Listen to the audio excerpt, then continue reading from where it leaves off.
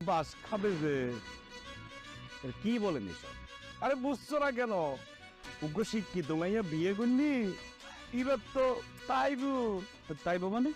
X থাকবে যে। ও এবিসিডির কথা বলতেছো, তারপর? আর তোমাকে তো আমি চিনি, তুমি যে ইমোশনাল, সহ্য করে ফাইতানো, ভাঙি যাইবো, বিয়ে ভাঙি যাইবো, ডিভোর্স, মাস ডিভোর্স।